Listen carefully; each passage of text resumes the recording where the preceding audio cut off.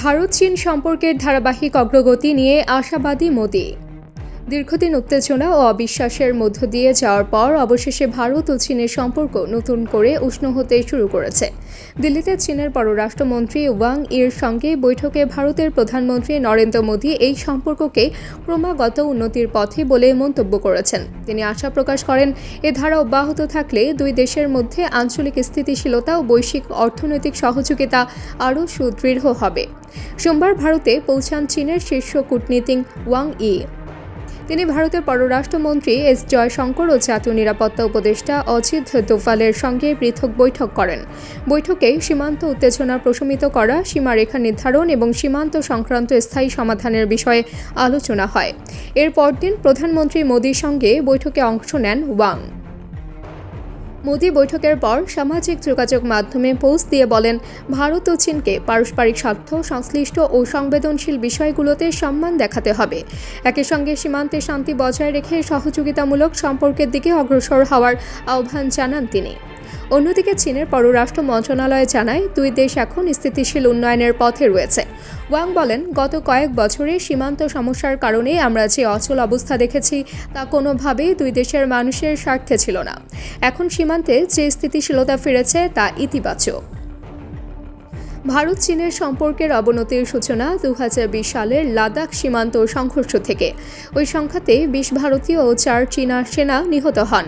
এরপর থেকে দুই দেশের কূটনৈতিক যোগাযোগ শীতল হয়ে যায়। সীমান্তে অতিরিক্ত সেনা মোতায়েন, বাণিজ্যে প্রতিবন্ধকতা এবং উড়োজাহাজ চলাচল সীমিত হয়ে পড়ে। তবে গত বছর উভয় পক্ষ কিছু সেনা সরিয়ে নেওয়া এবং সীমান্তে টহল পুনর্বিন্যাসে একমত হয়।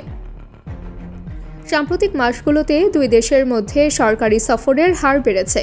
সীমান্ত নিরাপত্তার পাশাপাশি বাণিজ্যিক বিধিনিষেধ শিথিল, ব্যবসায়ীদের ভিসা সহজীকরণ এবং নাগরিকদের চলাচল সহজ করার বিষয়ে আলোচনা হয়েছে। গত জুনে চীন ভারতীয় তীর্থযাত্রীদের তিব্বতের গুরুত্বপূর্ণ ধর্মীয় স্থানগুলোতে যাওয়ার অনুমতি দেয়। দুই দেশ আবারও সরাসরি বিমান চলাচল চালুর জন্য চেষ্টা করছে। এছাড়া সীমান্তের 3টি পয়েন্ট দিয়ে বাণিজ্য শুরু করার আলোচনা চলছে। বিশ্লেষকরা বলছেন, এই সময় সম্পর্কের উন্নতি ভারত ও যুক্তরাষ্ট্রের মধ্যে সৃষ্ট সাম্প্রতিক টানাপোড়েনের প্রেক্ষাপটে আরও তাৎপর্যপূর্ণ। মার্কিন প্রেসিডেন্ট ডোনাল্ড ট্রাম্প ভারতীয় পণ্যে উচ্চ শুল্ক আরোপ করায় নয়াদিল্লি ওয়াশিংটনের মধ্যে সম্পর্ক টানটান হয়ে ওঠে। ভারত আবারও রাশিয়া থেকে তেল কেনা অব্যাহত রাখায় ওয়াশিংটনের অসন্তোষ বাড়ে। ফলে এশিয়ায় যুক্তরাষ্ট্রের মিত্র ভারত নতুন কৌশলগত ভারসাম্য খুঁজছে। নয়াদিল্লি ভিত্তিক গবেষণা প্রতিষ্ঠান অবজারভার রিসার্চ ফাউন্ডেশনের ফেলো মনোজ যোশী মন্তব্য করেন, ভারত ও চীনের সীমান্ত সমস্যার সমাধান সর্বোচ্চ পর্যায়ের রাজনৈতিক সমঝোতা ছাড়া সম্ভব নয়। তবে সাম্প্রতিক বৈঠক ও সহযোগিতামূলক বার্তা ইঙ্গিত দিচ্ছে যে দুই দেশ অন্তত শান্তিপূর্ণ সমাধানের পথে এগোচ্ছে।